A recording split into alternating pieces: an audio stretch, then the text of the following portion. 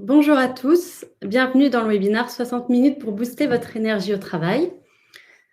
Donc, je vais laisser un peu quelques secondes pour que les gens se connectent. Je vois qu'il y a déjà pas mal de personnes connectées. Donc, allons-y pour passer un maximum de choses pendant cette heure qu'on a ensemble pour ce webinaire.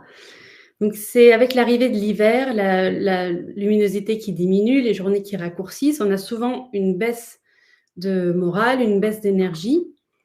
Et du coup, en plus, cette période est souvent exigeante sur le plan professionnel avec des objectifs à atteindre et des projets à clôturer. Donc pendant cette heure qu'on a ensemble, on va aborder, des solutions, qui vont vous aider à booster votre énergie. Donc ce webinaire est organisé avec, G-Réseau, qui est un centre de formation spécialisé en ressources humaines, management, marketing, paix. G-Réseau délivre également des prestations de conseil et éditeur d'ouvrages de développement personnel et de management. Donc, je vais commencer par me présenter. Donc, je suis consultante et coach, mais je suis aussi avocate à la base comme métier. Je suis toujours juriste dans le milieu de la finance. En fait, c'est pour mon propre usage que j'ai découvert le coaching et ça m'a finalement apporté bien plus que ce que je voulais comme résultat. J'ai découvert une vraie passion pour le développement personnel, le fonctionnement de notre cerveau, du corps humain, de l'impact de notre mental dans notre vie, dans les résultats que l'on a. Et donc, j'ai décidé de faire une formation qui s'appelle la Life Coach School, de devenir coach. Aujourd'hui, j'accompagne mes clients dans trouver leur équilibre professionnel et personnel en mettant en place des habitudes saines qui les aident à être plus performants, à accomplir leurs objectifs à la fois personnels et professionnels. Et donc, j'ai aussi écrit le livre 60 minutes pour booster votre énergie, qui est publié aux éditions G-Réseau. Dans ce livre, je partage en fait ce que j'applique dans mon quotidien pour booster mon énergie, pour atteindre mes objectifs. Et c'est aussi des outils que j'utilise avec mes clients en séance de coaching et qui les aident à atteindre des résultats. Donc, allons dans le cœur du sujet. Voilà ce qu'on va voir ensemble aujourd'hui dans ce webinaire. Donc, on va d'abord aborder la fatigue, comprendre la fatigue, les 3 types de fatigue que je vais vous présenter. Ça vous aidera à mieux comprendre vos besoins. Ensuite, on abordera la formule énergie. Donc, c'est en fait la formule que je présente dans mon ouvrage. Et du coup, ce qui est composé des éléments activité physique, soigner son alimentation, méditer, auto-coaching et planifier pour s'y tenir. C'est en mettant en œuvre ces éléments que vous apprenez du coup à avoir un esprit plus clair et ça va vous aider à être plus performant dans votre travail, plus concentré et à faire ça, avoir un travail de meilleure qualité en moins de temps. Donc, c'est vraiment à la fois travailler sur l'externe, l'alimentation, le physique et aussi le mental avec l'auto-coaching et la méditation. Donc, pour vous expliquer un peu comment ça va se passer, il y aura 45 minutes de présentation. Vous pouvez poser dans le chat des questions et on y reviendra à la fin. Il y aura à peu près 10-15 minutes pour répondre à vos questions. Donc, n'hésitez pas à les publier dans le chat. Et allons-y directement. Allons au cœur du sujet. Donc, juste avant, un dernier point. Je voulais vous présenter 3 concepts à garder en tête au long du webinaire. Le premier, c'est la bienveillance, qui va aussi avec l'élément de curiosité. Dans ce webinaire, je vais vous proposer plusieurs outils à utiliser, à mettre en place pour justement booster votre énergie, gagner en productivité et en efficacité. Mais je ne veux pas ajouter à votre charge mentale, vous culpabiliser de ne pas faire assez. Donc, ayez un peu de curiosité, la bienveillance envers vous-même, c'est-à-dire que vous pouvez prendre ce qui vous convient et tester dans votre quotidien, voir comment ça vous fait vous sentir. Et souvent, vous allez voir que ça vous fait du bien et ça va vous pousser à continuer. Et la présence, c'est pour vous inciter à ne pas être en train de regarder vos mails en même temps. Je sais que c'est en général très tentant, mais à faire 2 choses à la fois, souvent on est moins efficace dans les 2. Donc, je vous invite à être pleinement présent pendant ce webinaire, puis ensuite vous reconcentrer sur vos emails. Donc, la première chose, c'est comprendre la fatigue. Donc, je vais vous présenter 3 types de fatigue, parce que souvent, lorsqu'on est fatigué, on pense tout de suite à la fatigue physique. Mais en réalité, il y a aussi ce qu'on appelle fatigue mentale, fatigue émotionnelle. Et donc on joue un peu sur les 3 parce que la fatigue mentale et la fatigue émotionnelle vont ajouter à la fatigue physique. Donc en essayant de mieux comprendre quelle fatigue vous ressentez, ça va vous aider aussi à y répondre et à prendre soin de vous, à justement ressentir moins de fatigue et booster votre énergie. Donc la fatigue physique, c'est la plus connue. Donc les signes physiques, c'est les paupières lourdes, les yeux rouges, picotements dans les jambes, etc. Les causes, activité physique et cérébrale, ne pas dormir suffisamment ou pas un sommeil de qualité, lutter contre une maladie passagère ou chronique. Donc effectivement, on est plus fatigué si on dort moins bien ou si on a un virus ou quelque chose comme ça. Et donc les solutions, ce sera dormir plus, alléger un peu son emploi du temps, plus de repos. Donc ça, c'est souvent la fatigue physique. La meilleure solution, au final, c'est de dormir. Mais on le sait, les emplois du temps de chacun ne permettent pas forcément d'augmenter son temps de sommeil. Donc le but, ça va être aussi de voir être fatigué en soi, c'est pas le problème. Le problème, ça va être donc déjà si c'est récurrent et ensuite d'ajouter de la charge mentale à sa fatigue. Donc si vous ressentez de la fatigue physique, la priorité, ce sera d'augmenter votre temps de sommeil. Ça, c'est sûr que c'est le plus efficace. Donc, si vous le pouvez, essayez quand même de soigner votre temps de repos. Ensuite, on va aussi aborder la fatigue mentale. Donc, les signes de la fatigue mentale, c'est manque de concentration, plus de mal à effectuer certaines tâches habituellement faciles. Et les causes, ce sera une forte activité cérébrale, donc être beaucoup dans ses pensées, beaucoup dans sa tête, prise de décision constante au cours d'une journée, de nombreuses sollicitations, emails, téléphone. Donc, c'est être constamment sollicité, constamment en train de réfléchir. Des solutions, plus de pauses, la méditation qu'on va aborder dans cette présentation, l'activité physique en plein air, regrouper aussi les moments de prise de décision. Parce qu'effectivement, prendre plein de décisions toute la journée, ça demande de l'énergie, ça fatigue. Donc ça, on va essayer aussi de le comprendre. Et enfin, il y a la fatigue émotionnelle. Donc la fatigue émotionnelle, les signes physiques, ce sera plus d'agacement, d'irritabilité, un sentiment de débordement, impression d'être submergé. Et les causes, ce sera excès de charge mentale, porter trop de charges émotionnelles, donc trop plein d'émotions, sans vraiment le temps de les processer, des décisions dans des situations de stress. Donc, si au travail, vous avez beaucoup d'urgence, c'est possible que vous ayez un peu de fatigue émotionnelle, dans le sens où vous enchaînez constamment et vous devez prendre des décisions dans ces situations d'urgence.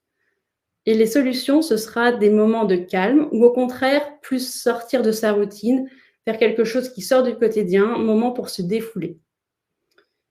Donc là-dessus, je vous invite, j'espère que ça vous a parlé, que vous savez un peu plus mettre des mots sur quel type de fatigue vous touche le plus. C'est possible que ce soit un mix des 3, mais souvent, il y a un type de fatigue qui, en fait, est un peu plus lourd et qui se ressort le plus. Donc j'aimerais faire avec vous un petit sondage pour voir quel est le type de fatigue que vous ressentez le plus et sur lequel vous aimeriez plus travailler. Parce qu'en réalité, selon le type de fatigue que vous identifiez, ça veut dire que vous n'avez pas forcément les mêmes besoins, vous n'allez pas appliquer les mêmes solutions qu'on a vues dans ces slides. Donc je vais ouvrir les votes pour le sondage. Vous aurez à peu près 1 minute pour y répondre.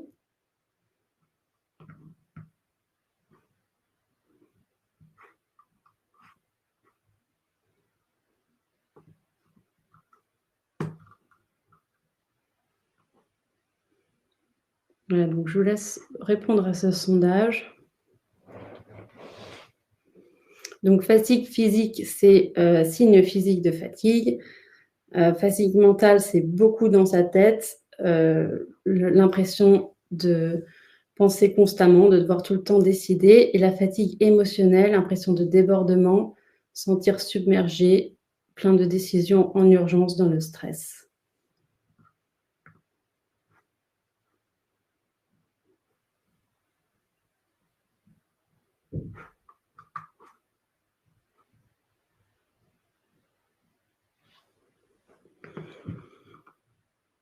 Donc au final, dans les résultats, Normalement, il s'affiche aussi pour vous et donc on a 11 de fatigue physique, 50 de fatigue mentale et 39 de fatigue émotionnelle.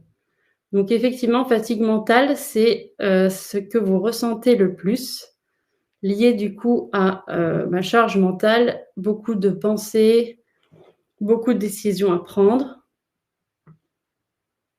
Donc ça, c'est très intéressant parce que vraiment avec, les outils qu'on va discuter aujourd'hui, vous allez pouvoir jouer, là-dessus. Ça va vraiment vous aider en mettant en place du coup ce qu'on appelle, la formule énergie. Donc la formule énergie, ça va vous permettre, peu importe le type de fatigue que vous ressentez, ça va, globalement jouer sur votre état de santé physique et mental. Donc le premier élément de la formule énergie, c'est l'activité physique. L'activité physique, souvent lorsqu'on est fatigué, on a tendance à la négliger, surtout si c'est de la fatigue physique, parce que tout ce qu'on souhaite au final, c'est de dormir, mais on oublie que dans l'activité physique, c'est pas forcément aller courir, et faire des activités très soutenues. Il peut y avoir aussi des activités douces qui vont nous faire, du bien, qui vont en fait jouer sur la qualité de notre sommeil. Par exemple, le yoga, ça peut vous aider à vous relaxer et à mieux dormir. Donc vous allez au final, plus récupérer en moins de temps de sommeil. Donc, il y a de nombreux bienfaits à l'activité physique, et ça va jouer aussi sur la qualité de votre travail.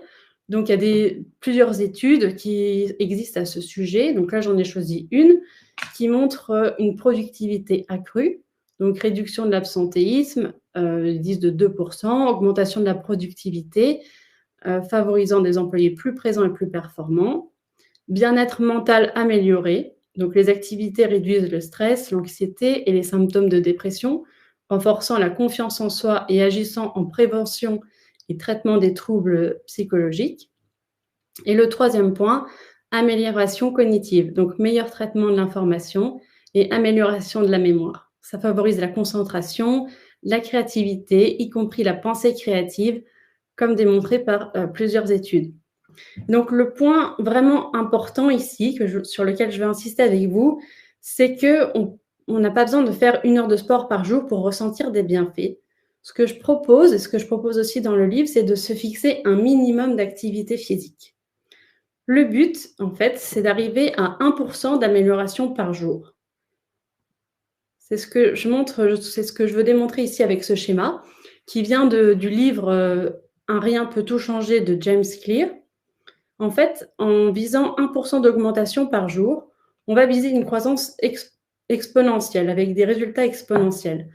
Donc c'est pour vous dire que même 5 minutes de sport dans la journée va avoir un bienfait sur votre physique, votre santé, votre mental. Même faire 5 minutes, c'est pas négligeable et 5 minutes, c'est faisable.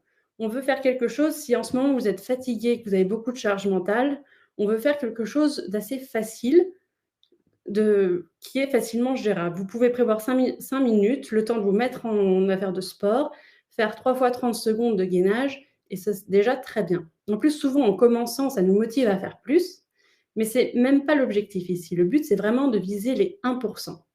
1%, c'est faisable et ça va vraiment, avoir un impact. Parce que comme vous le voyez, même en commençant doucement, on a un impact exponentiel. Alors que nous, on s'attend à ce que ça devrait être tout le temps régulier, commencer fort dès le début, mais ce n'est pas ce qui va nous aider le plus à passer à l'action.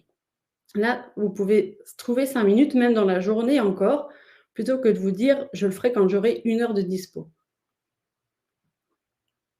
Ensuite, un autre aspect important de la formule énergie, c'est une alimentation saine et équilibrée.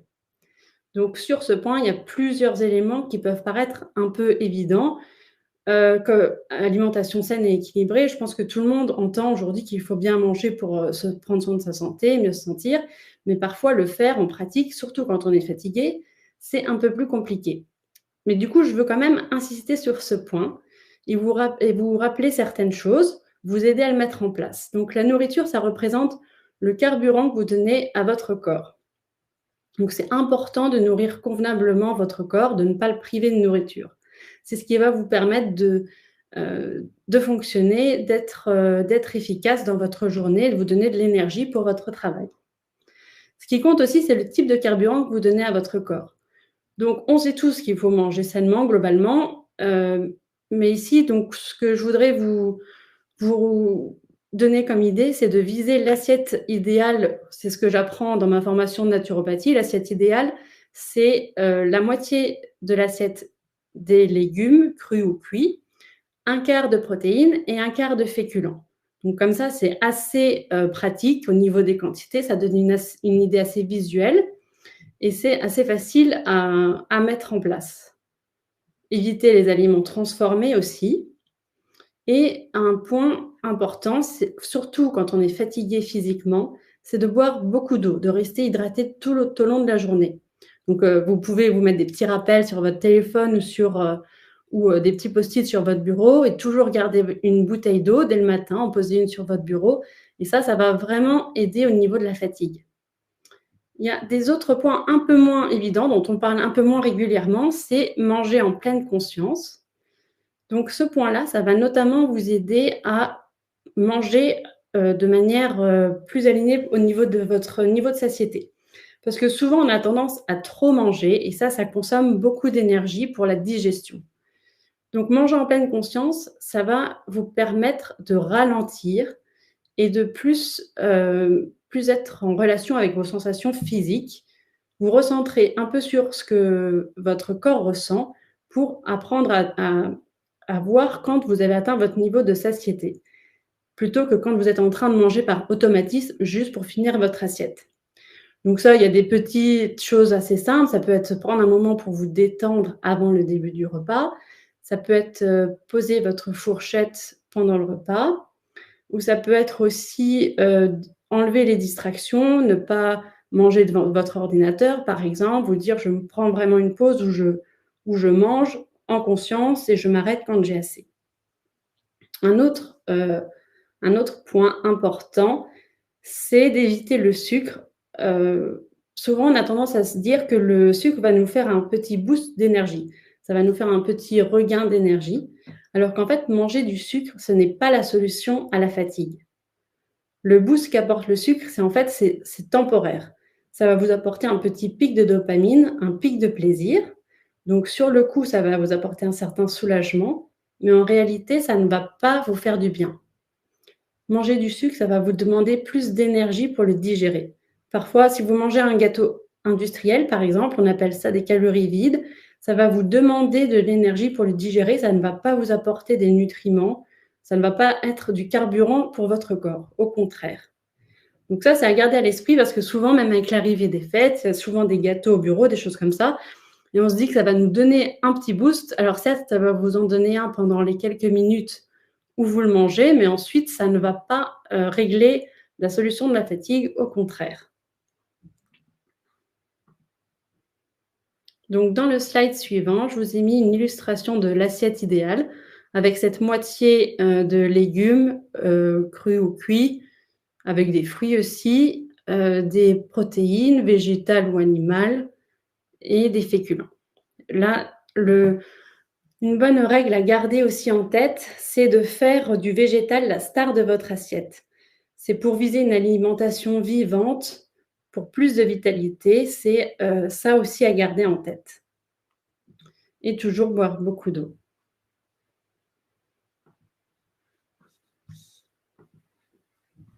Alors, l'autre aspect de la formule énergie, c'est la méditation. Donc, la gestion du stress et la méditation. Ici, je voulais faire aussi un petit sondage pour savoir qui d'entre vous a déjà médité.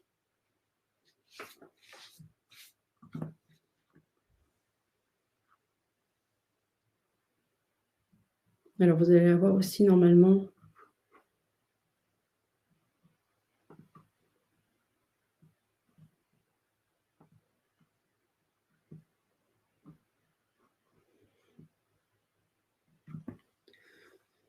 Donc, vous avez une petite minute pour faire ce sondage. Ça va nous savoir à peu près si parmi vous, il y en a qui méditent régulièrement ou qui ont au moins déjà tenté. qui savent de quoi on parle. Aussi, il y a beaucoup de gens qui sont justement, qui ne l'ont jamais fait. Souvent, on a tendance à se dire que la méditation prend du temps, qu'il faut être quelqu'un de calme, de posé pour se mettre à méditer, alors qu'en réalité, la méditation, c'est quelque chose qui demande pas spécialement d'effort. Forcément, avec la pratique, c'est quelque chose qui devient de plus en plus naturel, mais ça peut être des petites choses qui se font même en 1 minute. Donc 70 d'entre vous ont déjà médité et 30 d'entre vous n'ont jamais médité. Donc là, ça montre quand même que la méditation devient de plus en plus populaire et en effet, la méditation a de nombreuses vertus. Même scientifiquement, aujourd'hui, il y a de nombreuses études qui démontrent l'impact positif de la méditation, notamment sur le stress, l'anxiété, la dépression, mais aussi sur le processus inflammatoire, la douleur ou encore sur le vieillissement cérébral et cellulaire. Donc aujourd'hui, plein d'études le démontrent que la méditation a des effets positifs à plein d'aspects au niveau de notre santé, notre concentration, joue sur notre capacité de concentration au travail notamment. Et donc là aussi, pour les 30 qui n'en ont jamais fait, je vous invite à appliquer, ou ceux qui ont du mal à le faire régulièrement, qui aimeraient le mettre plus dans leur routine, à viser les 1 d'amélioration chaque jour, plutôt que de se dire: «Je vais en faire 20 minutes, 30 minutes tous les jours». Donc c'est plutôt cette règle des 1 que je vous conseillerais d'appliquer. Donc dans ces slides, je vous ai mis, 2 pratiques de méditation qui sont très simples et ne prennent que quelques minutes. Vraiment, ça peut prendre 1 minute même de le faire. Vous avez, des règles. Donc vous pourrez télécharger ce document pour avoir, les instructions sur la position. Donc il y a par exemple la méditation comme outil de gestion du stress. Donc ça, cette méditation-là consiste plus à scanner son corps, à se recentrer sur son corps, ses sensations corporelles pour se détendre. Donc vous allez scanner votre corps en commençant par vos pieds, vos genoux, le ventre, la poitrine, enfin, et cetera. Vous pouvez faire ça de bas en haut et de haut en bas plusieurs fois pour vraiment faire une pause dans votre mental et vous recentrer sur vos sensations physiques. Une autre technique à utiliser, ça va être la respiration. Donc ça aussi, vous êtes assis et vous vous concentrez sur votre inspiration-expiration en plaçant votre main sur votre ventre et sur votre poitrine et vous vous recentrez sur, vos sensations corporelles. Parce que ça va vous aider à faire une pause donc dans votre mental. On a plus de 60 000 pensées par jour et quand on est fatigué, ces pensées ont tendance à être plus négatives. Donc faire une petite pause de méditation est très bénéfique pour justement se prendre un peu de recul par rapport à nos pensées, bien ressentir nos émotions et donc faire, une vraie pour la fatigue mentale, ça c'est la méditation peut beaucoup vous aider. Ça va vous aider à mettre des mots sur ce que vous ressentez, et à vraiment processer les émotions, avant justement d'en arriver à la fatigue émotionnelle. Donc ça, n'hésitez pas à les pratiquer juste 1 minute. Vous pouvez fermer les yeux, vous concentrer sur votre corps ou sur votre respiration et ça peut être une petite pause qui va vous aider à vous reconcentrer dans votre travail ou à ne pas réagir au stress. Donc là, il y a un autre outil qui est un peu moins connu et là aussi, j'aimerais bien savoir si vous avez déjà entendu parler de l'auto-coaching. Donc je vais ouvrir aussi le sondage pour savoir si c'est une technique que vous connaissez. Et ça aussi, c'est un élément de la formule énergie dont je parle, dans mon livre. Vous avez même avec le livre un cahier d'énergie que vous pouvez télécharger sur le site de Gérézo, qui peut vous aider avec cet outil.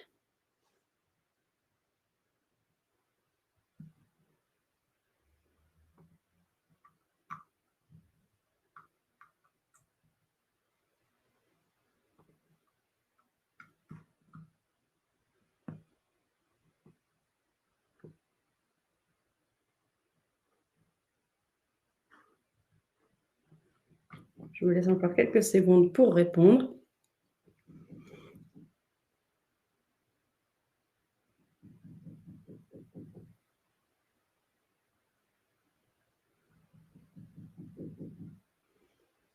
Donc là, on a 10% de oui et 90% de non. Donc effectivement, c'est un outil un peu moins connu. On connaît souvent le coaching, mais sans connaître vraiment l'auto-coaching, qui est quelque chose qu'on peut utiliser soi-même. Donc le terme auto-coaching est utilisé pour désigner une méthode de questionnement centrée sur soi-même en vue d'obtenir un résultat concret. La formation de coach que j'ai suivie apprend justement le modèle, ce qu'on appelle le modèle, qui est une grille de lecture de votre cognition, qui en fait sert à s'auto-coacher.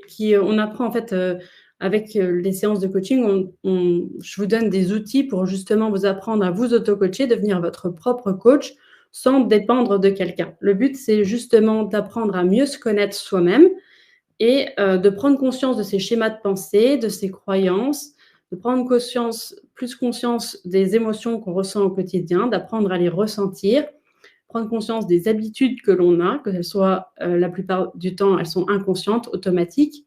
Et ça nous aide du coup à prendre un peu de perspective et de changer ses pensées, habitudes, croyances, si on le souhaite, pour obtenir des résultats nouveaux. Donc, la première étape, ce que je vous propose, c'est de clarifier vos objectifs, c'est de faire le point sur là où vous en êtes, en clarifiant vos objectifs annuels de 2023, écrire justement ce que vous avez accompli, les obstacles que vous avez rencontrés, la valeur que vous avez apportée à votre entreprise. Cet exercice va vous servir sans doute aussi beaucoup pour vos entretiens annuels. Ça vous permet de faire le point. Et du coup, ce qui va être intéressant aussi en faisant cet exercice, donc ce que j'ai oublié de préciser, c'est que la clé de l'auto-coaching, ça va être l'écriture. Parce que l'écriture, ça va rendre tangible tout ce que vous avez dans la tête et c'est ça qui vous permet de prendre un peu du recul par rapport à vos pensées. Vous vous déchargez mentalement sur le papier, vous le mettez à l'écrit. Donc là, quand je dis clarifier ce que vous avez accompli cette année, c'est aussi prendre une feuille de papier, un stylo et écrire tout ce qui vous vient à l'esprit à propos de ce que vous avez fait cette année, de la valeur que vous avez apportée, des obstacles que vous avez rencontrés et des solutions que vous avez trouvées. Donc, en faisant cet exercice, il est possible qu'il y ait plein de pensées qui vous viennent à propos de vous. Souvent, si vous avez plein de choses que vous dites, justement, si vous avez plein de pensées négatives qui vous viennent à propos de vos accomplissements, c'est sans doute que vous avez beaucoup de croyances limitantes à propos de vous-même, à propos de votre capacité au travail. Et donc là, ça va être intéressant de faire une réflexion sur la perception de vous-même. S'il y a beaucoup de pensées qui génèrent du doute, manque de confiance en soi, ce que j'aimerais vous rappeler, c'est que vos croyances à propos de vous, c'est vous vous pouvez les choisir. Donc c'est là-dessus qu'on travaille en général en coaching, c'est sur vos croyances à propos de vous-même et sur les limites que vous avez. Mais là, du coup, l'important aussi, c'est de se rappeler que se rabaisser ne sert jamais à rien. C'est important, ça ne veut pas dire nier les erreurs ou rejeter toute responsabilité. C'est juste prendre une perspective un peu plus neutre et se dire, voilà, qu'est-ce que je peux apprendre de cette expérience et justement chercher à apprendre de ces erreurs plutôt que de les utiliser pour se rabaisser et s'auto-flageller. Parce que se rabaisser n'est jamais utile. Ça ne vous aide jamais à être plus productif au travail. Donc, c'est apprendre de ses erreurs, mais ne pas les utiliser contre soi. Ensuite, je vous propose un petit exercice d'auto-coaching à faire pour justement booster votre énergie au quotidien. Alors, il y a le premier exercice, c'est se vider la tête sur papier. Donc là, c'est justement quand vous ressentez beaucoup de fatigue mentale, écrire tout ce que vous avez en tête, juste pour vous en débarrasser, le mettre sur une feuille. Et c'est juste pour vous. C'est pas pour que quelqu'un le lise, c'est pas pour écrire une lettre à quelqu'un, c'est vraiment pour vous. Vous dites, je décharge tout ce que j'ai mis, tout ce que j'ai dans la tête sur papier. Et des fois, ensuite, en le relisant, on arrive à se dire, ah bah ça, finalement, c'est pas si grave, ou prendre un peu de recul. Ensuite, un autre exercice que je vous propose, c'est de répondre chaque matin, donc ça peut être sur votre téléphone, par exemple, ou dans un cahier, de vous dire comment je veux me sentir aujourd'hui, quelle émotion je veux ressentir dans la journée, quelle personne je veux être pendant la journée, qu'est-ce que je veux donner ou partager avec les autres aujourd'hui. Donc répondre à ces 3 petites questions va donner une direction à votre cerveau va lui indiquer ce sur quoi vous voulez vous concentrer dans la journée.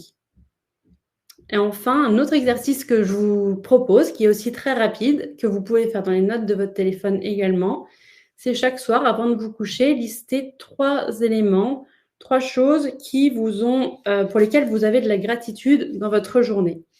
Donc cet exercice-là, c'est proposé par plein de coachs et c'est aussi une technique qui est donnée par Florence Servan-Schreiber dans son livre 3 kiffs par jour. Donc l'idée est de reprendre 3 moments de gratitude ou de bonheur chaque jour. C'est une pratique simple qui permet de booster son optimisme et d'apprécier les petites choses qui rendent la vie spéciale. Donc ça va booster votre énergie et votre bonne humeur au travail. Et enfin, le dernier point, c'est je vous invite à définir, de nouveaux objectifs pour 2024. Et donc là, pour définir de nouveaux objectifs, je vous invite à ne pas, vous limiter à ce que vous avez réussi à faire par le passé, mais à viser plus grand. Donc ça peut être là, je vous invite à penser pour 2024, mais ça peut être aussi, vous poser cette question avec une vision plus large, vous dire sur 10 ans, 5 ans, 2 ans, 1 an, qu'est-ce que j'aimerais avoir accompli? Et donc ici, le but, ça va être d'utiliser un peu aussi, la technique de qui je veux être, qui je veux devenir. Donc c'est pour ça, c'est là, ce processus des 3 étapes du changement de comportement, on commence par, dire qui on veut être pour avoir une idée de la manière dont des habitudes à mettre en place. Donc un exemple typique, ça va être quelqu'un qui veut perdre du poids, ce qui est parfois des problématiques, de mes clients qui viennent, me voir en coaching. C'est pour certains veulent perdre du poids. Donc le résultat, ça va être, par exemple, perdre 4 kilos. Les procédés, ça va être, alimentation saine et se remettre au sport. Mais en réalité, pour que ce résultat soit durable, c'est un changement d'identité sur lequel on travaille. Ça veut dire devenir une personne sportive qui mange sainement. En fait, à partir du moment où vous en faites une croyance à propos de vous, les habitudes vont être plus naturelles et plus faciles à effectuer au quotidien. C'est pour ça que souvent quand on dit parce qu'un résultat qu'on souhaite obtenir pour qu'il soit durable, c'est pas en faisant des choses très contraignantes, très restrictives, qui sont pas durables, qui ne tiennent pas sur la longueur. Donc c'est pour ça qu'en faisant votre identité, c'est ce qui va vous permettre de garder ça sur, la durée. Donc en général, c'est là-dessus qu'on travaille en coaching, c'est la personne que vous allez devenir pour avoir ces résultats sur le long terme. Et donc ça peut être un peu la même chose dans votre travail. Vous vous demandez en fait quels sont les résultats que vous voulez obtenir, les procédés à mettre en place.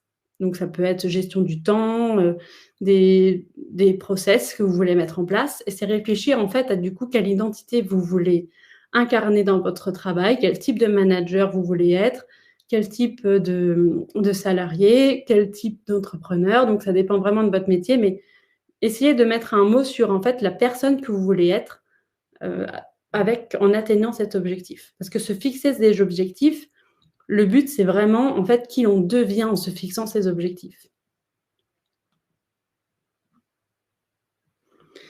Et enfin, la dernière étape de la formule énergie, c'est la planification. Donc ici, le but de planifier, souvent, c'est très contraignant. On se dit, on n'a pas envie de planifier, on se dit que ça prend du temps et qu'on a autant faire directement les choses.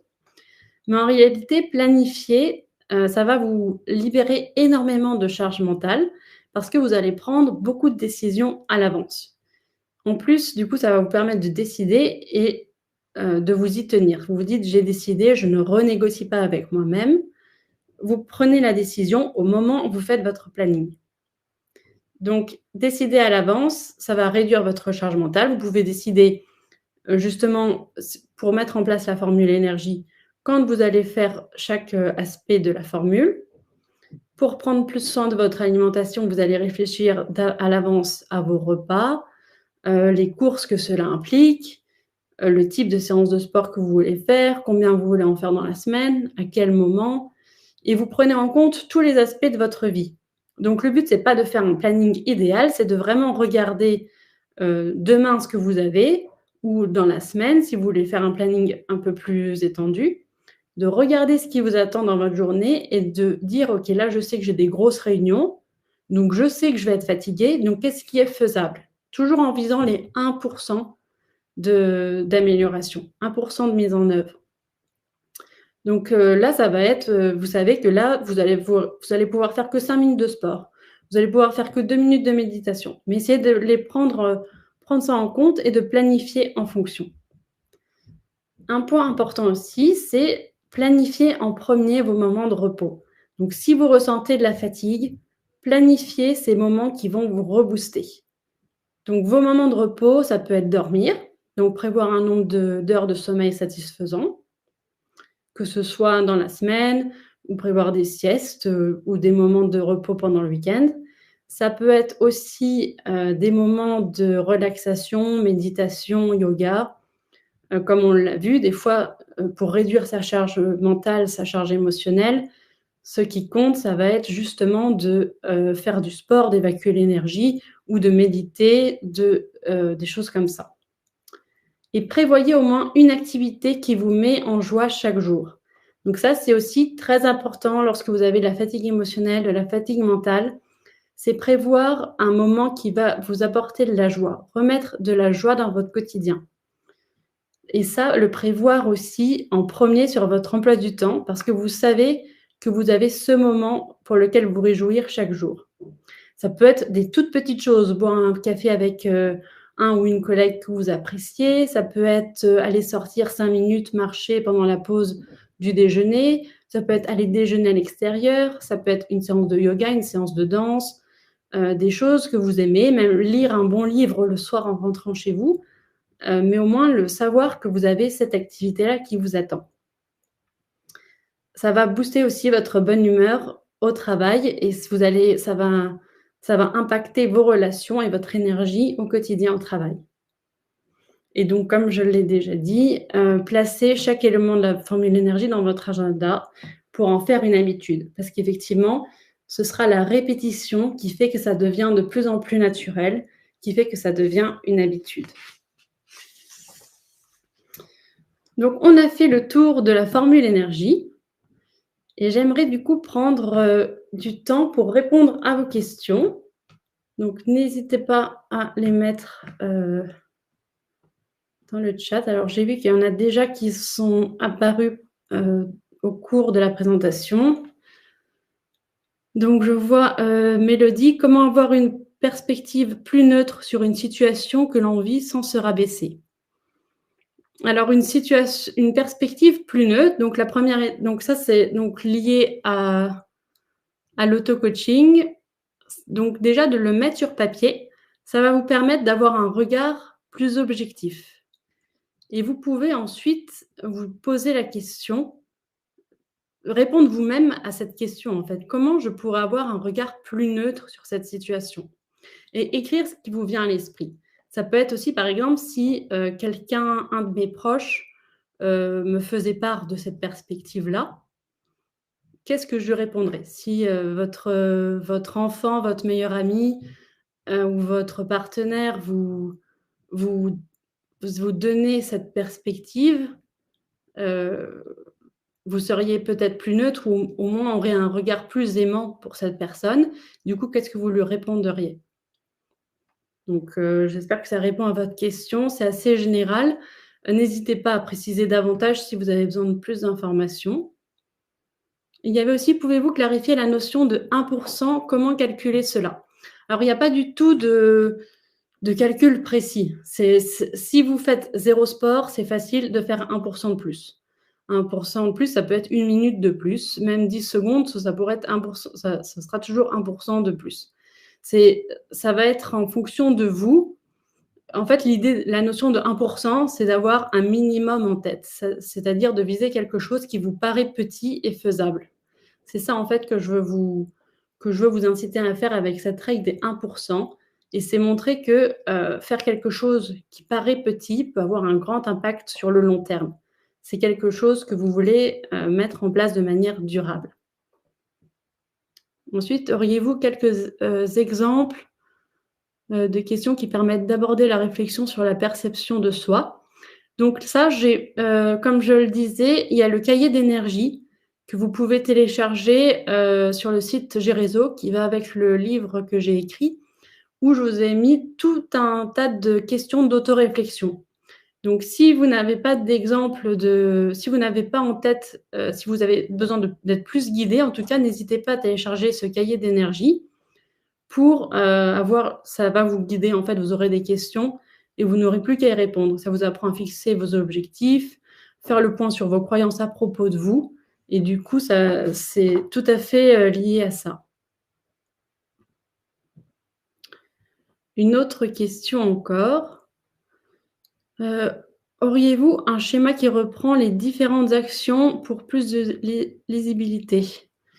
Donc si je comprends bien la question, c'est un schéma de la formule, énergie peut-être et du coup, je l'ai mis au début. Ici, je les ai listées, elles sont également dans le livre. Vous avez beaucoup plus de détails dans le livre là-dessus et du coup, chaque action, en tout cas chaque aspect de la formule est listé. Donc j'espère aussi que ça répond, c'était bien ça les différentes actions que vous demandiez.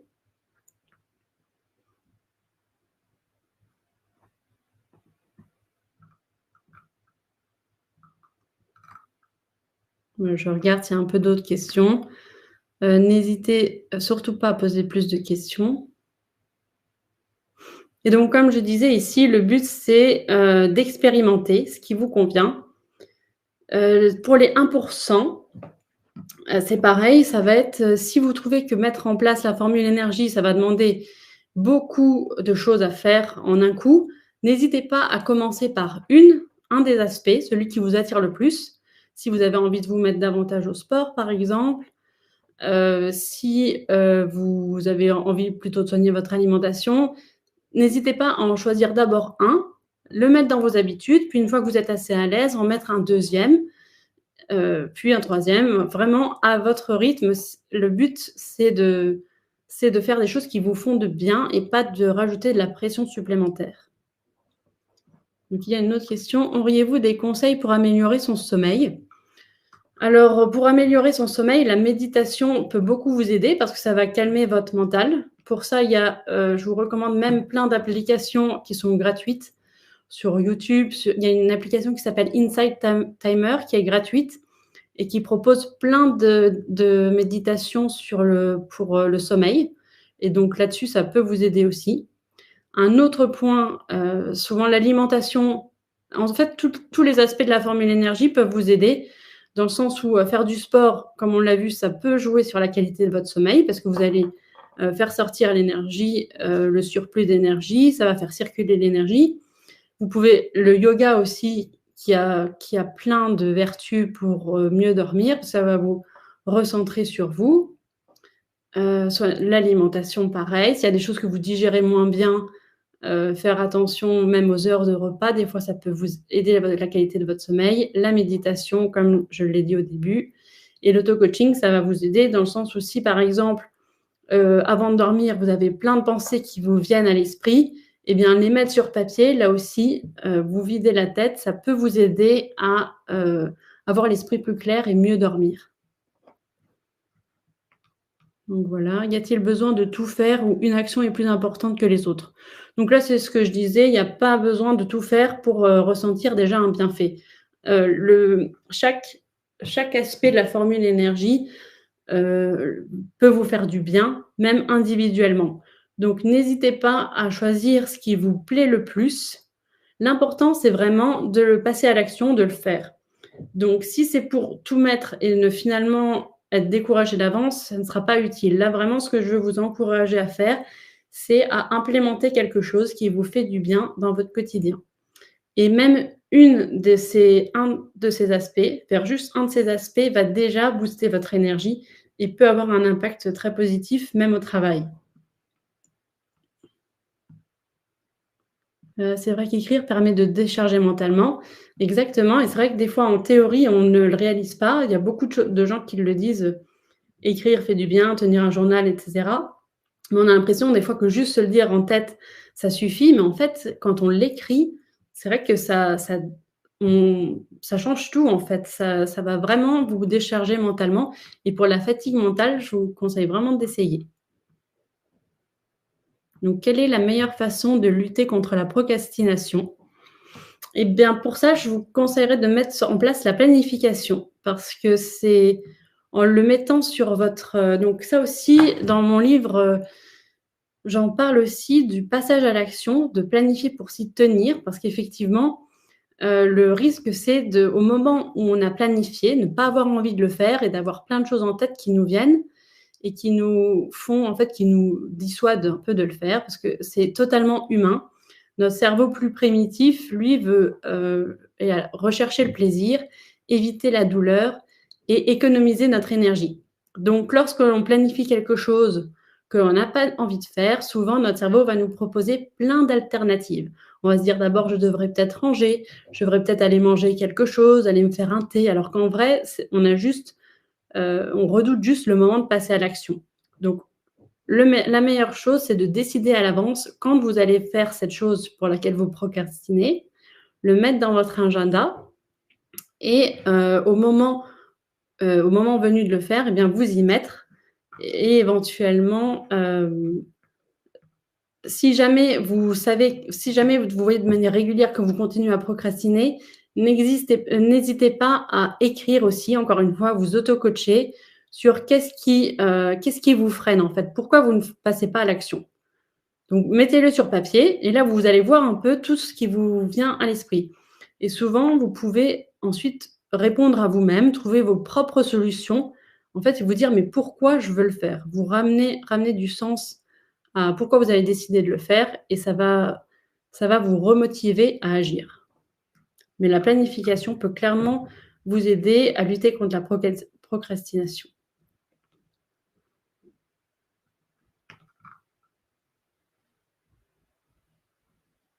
Alors, je regarde s'il y a d'autres questions.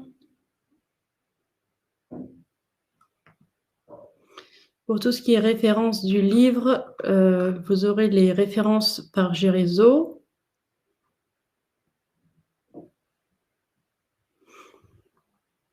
Je vois qu'il y a des discussions sur écrire à la main.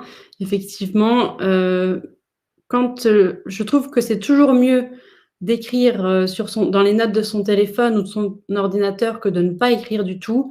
Mais effectivement, je préfère aussi écrire manuellement. Mais, encore une fois, le mieux, c'est de le faire.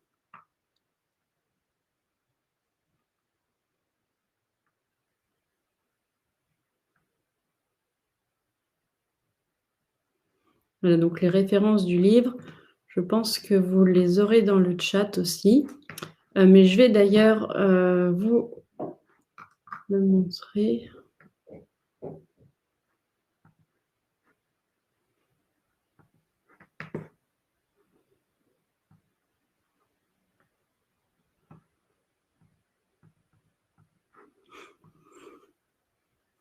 Voilà, donc vous avez ici, le livre, 60 minutes pour booster votre énergie, écrit avec les éditions Gérézo. Je vous ai aussi mis les références de mon compte Instagram. Comme ça, si vous avez des questions plus personnelles, n'hésitez pas à me contacter. Je serai ravie de vous y répondre si vous avez besoin, d'aller plus loin sur certains aspects de la formule.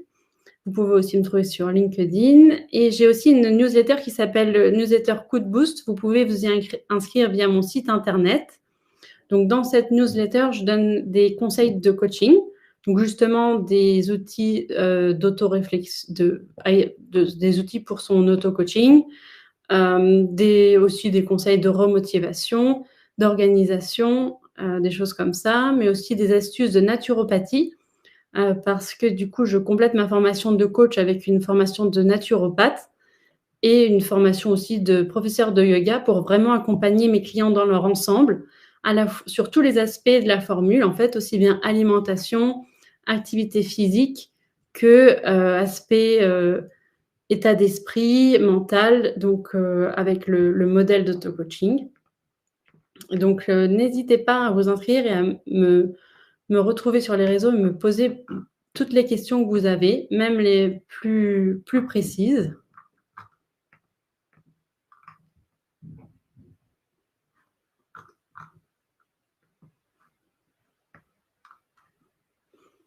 Donc j'ai l'impression qu'il n'y a plus trop d'autres questions, donc je crois qu'on va, quel type de yoga vous conseillez? Il y en a tellement. Effectivement, il y a énormément de sortes de yoga, donc si vous voulez, plutôt du yoga qui bouge, ce sera plutôt du yoga, vinyasa. Sinon, ça peut être, il y a aussi des yogas, c'est, le yoga nidra, je crois, où c'est plus une vraie relaxation, limite une sorte de sommeil où là, apparemment, vous récupérez plus vite vos heures de sommeil grâce à une sorte de méditation guidée. Donc, il y a vraiment plein de sortes et ça dépend en fait de ce que vous recherchez. Si c'est relaxation, si c'est plus, euh, plus renforcement, travailler, plus évacuer votre énergie, ça va vraiment dépendre. Connaissez-vous le Hatha Yoga? Effectivement, c'est une sorte de yoga aussi, plus relaxante, donc n'hésitez pas à tester, surtout si c'est quelque chose qui vous fait du bien. Concernant la to-do list, elle est vraiment intéressante ou bien un peu frustrante? La to-do list, vous pouvez très bien faire une to-do list, mais ce que je recommande, c'est de placer chaque élément de votre to-do list dans votre planning. Parce qu'avoir juste une to-do list qu'on fait que rallonger, là, ça devient frustrant et stressant parce qu'on se dit, j'ai que plein de choses à faire, mais je ne sais pas quand je vais les faire. Donc, c'est important aussi de mettre dans votre planning quand vous allez le faire. Et juste faire des listes, souvent, c'est inefficace. Il faut aussi savoir quand vous allez mettre vos moments de concentration et achever plein d'actions pour vider cette to-do list.